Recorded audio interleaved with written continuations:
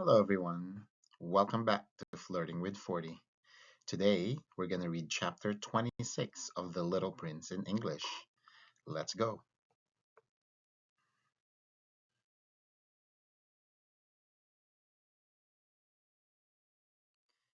Chapter 26. Beside the well, there was the ruin of an old stone wall. When I came back from my work the next evening, I saw from some distance away my little prince sitting on top of a wall with his feet dangling. And I heard him say, "Then you don't remember. This is not the exact spot." Another voice must have answered him, for he replied to it, "Yes, yes, it is the right day, but this is not the place." I continued my walk toward the wall. At no time did I see or hear anyone. The little prince, however, replied once again, "Exactly. You will see where my track begins in the sand. You have nothing to do but wait for me there. I shall be there tonight."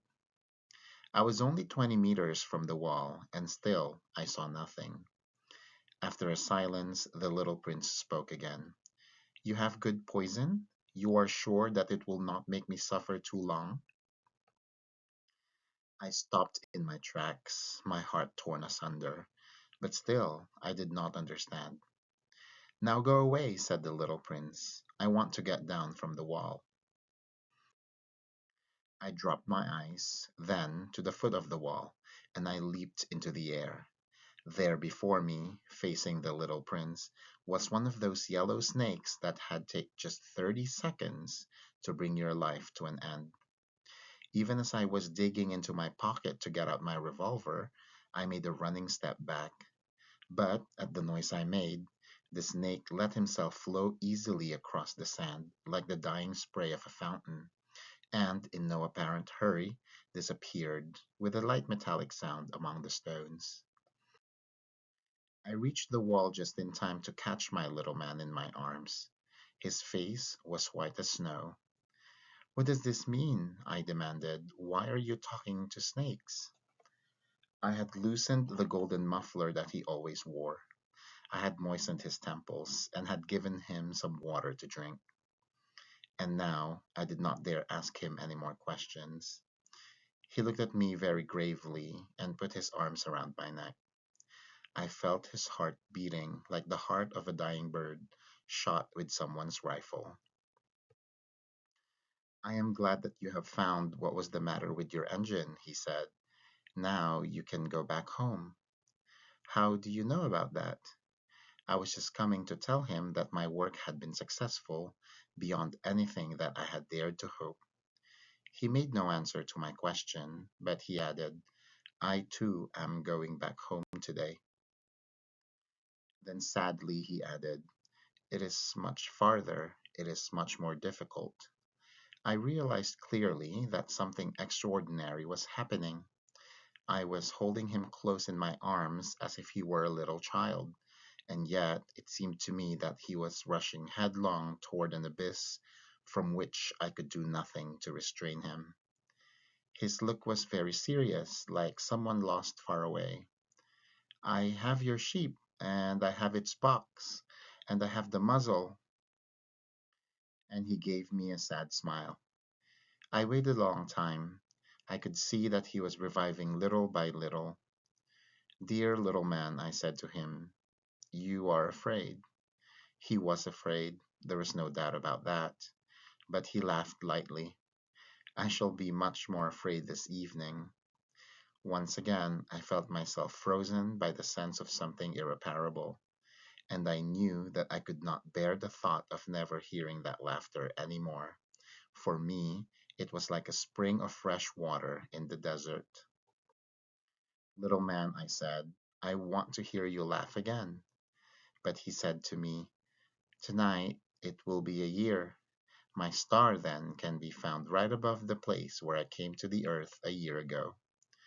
"Little man," I said, "tell me that it is only a bad dream, this affair with the snake, and the meeting place, and the star." But he did not answer my plea. He said to me instead, "The thing that is important is the thing that is not seen. Yes, I know. It is just as it is with a flower. If you love a flower who is on a star, it is sweet to look at the sky at night. All the stars are abloom with flowers. Yes, I know. It is just as it is with the water. Because of the pulley, the rope, what you gave to me to drink was like music. You remember how good it was? Yes, I know. And at night you will look up at the stars. Where I live, everything is so small that I cannot show you where my star is to be found. It is better like that. My star will just be one of the stars for you. And so you will love to watch all the stars in the heaven. They will all be your friends. And besides, I am going to make you a present. He laughed again. Ah, little prince, dear little prince, I love to hear that laughter. That is my present, just that, as it was when we drank the water. What are you trying to say?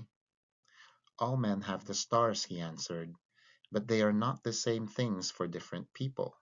For some who are travelers, the stars are guides. For others, they are no more than little lights in the sky. For others who are scholars, they are problems. For my businessmen, they were wealth. But all these stars are silent. You alone, will have the stars as no one else has them. What are you trying to say? In one of the stars I shall be living, in one of them I shall be laughing. And so it will be as if all the stars were laughing. When you look at the sky at night, you, only you, will have stars that can laugh. And he laughed again. And when your sorrow is comforted, time soothes all sorrows, you will be content that you have known me. You will always be my friend. You will want to laugh with me, and you will sometimes open your window, so for that pleasure, and your friends will be properly astonished to see you laughing as you look up at the sky. Then you will say to them, yes, the stars always make me laugh, and they will think you are crazy. It will be a very shabby trick that I shall have played on you. And he laughed again. It will be as if, in place of the stars, I had given you a great number of little bells that knew how to laugh. And he laughed again. Then he quickly became serious. Tonight, do not come. I shall not leave you, I said. I shall look as if I were suffering. I shall look a little as if I were dying. It is like that. Do not come to see that. It is not worth the trouble. I shall not leave you. But he was worried. I tell you, it is also because of the snake. He must not bite you. Snakes, they are malicious creatures. This one might bite you just for fun. I shall not leave you. But a thought came to reassure him. It is true that they have no more poison for a second bite. That night, I did not see him set out of his way. He got away from me without making a sound. When I succeeded in catching up with him, he was walking along with a quick and resolute step. He said to me merely, Ah, you are there, and he took me by the hand, but he was still worrying. It was wrong of you to come. You will suffer. I shall look as if I were dead, and that will not be true. I said nothing. You understand, it is too far. I cannot carry this body with me. It is too heavy. I said nothing. But it will be like an old abandoned shell. There is nothing sad about old shells. I said nothing. He was a little discouraged, but he made one more effort. It will be very nice. I too shall look at the stars. All the stars will be wells with a rusty pulley. All the stars will pour out fresh water for me to drink. I said nothing. That will be so amusing. You will have 500 million little bells, and I shall have 500 million springs of fresh water. Here it is. Let me go on by myself. And he sat down because he was afraid. Then he said again, my flower, I am responsible for her. And she is so weak. She is so naive. She has four thorns of no use at all to protect herself against all the world. I too sat down because I was not able to stand up any longer. There, now, that is all. He still hesitated a little, then he got up. He took one step. I could not move. There was nothing but a flash of yellow close to his ankle. He remained motionless for an instant. He did not cry out. He fell as gently as a tree falls. There was not even any sound because of the sand. Thank you for reading with me today, and I will see you in the next chapter. Ciao, ciao.